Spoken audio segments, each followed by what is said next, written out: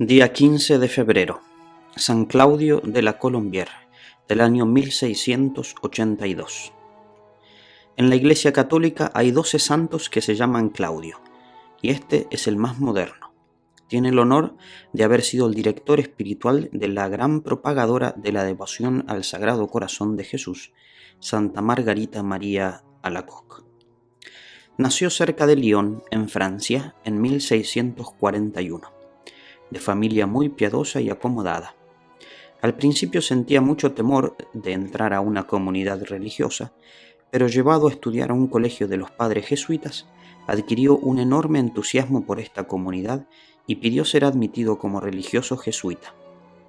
Fue admitido entonces en la ciudad de Avignon, hizo su noviciado y en esa misma ciudad dio clases por bastantes años. En el año en que fue declarado santo San Francisco de Sales, en 1665, los superiores encomendaron a Claudio de la Colombière que hiciera el sermón del nuevo santo ante las religiosas salesas o de la Visitación. Y en aquella ocasión brillaron impresionantemente las cualidades de orador de este joven jesuita, y las religiosas quedaron muy entusiasmadas por seguir escuchando sus palabras. El padre Claudio preparaba con mucho esmero cada uno de sus sermones y los escribía antes de pronunciarlos. No los leía en público, porque la lectura de un sermón le quita muchísimo de su vitalidad, pero antes de proclamarlos se esmeraba por ponerlos bien por escrito. En Avignon, en Inglaterra y en París impresionó muy provechosamente a los que lo escuchaban predicar.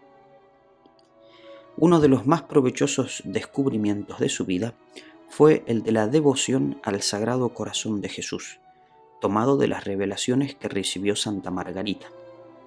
Cuando Claudio cumplió los 33 años, se propuso, después de hacer un mes de retiros espirituales, morir al mundo y a sus vanidades y dedicarse totalmente a la oración, a la vida interior, a la predicación y a la enseñanza del catecismo, y a dirigir a cuantas más almas pudiera por el camino de la santificación.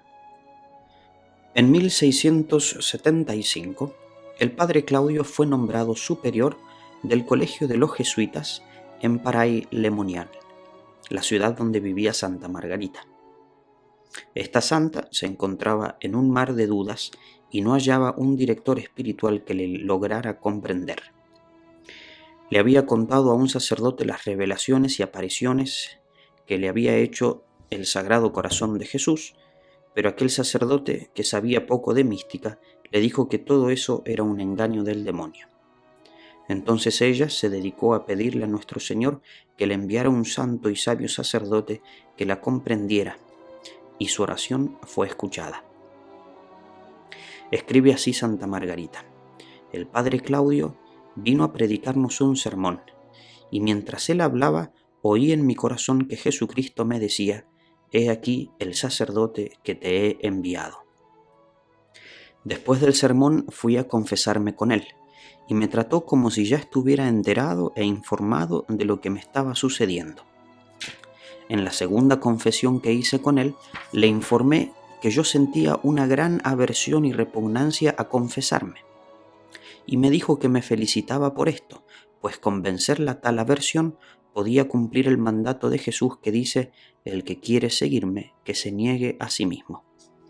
Este piadoso sacerdote me fue guiando con gran sabiduría y demostrando un gran respeto por mi alma, que fue diciendo todo lo bueno y lo malo que había en mi corazón.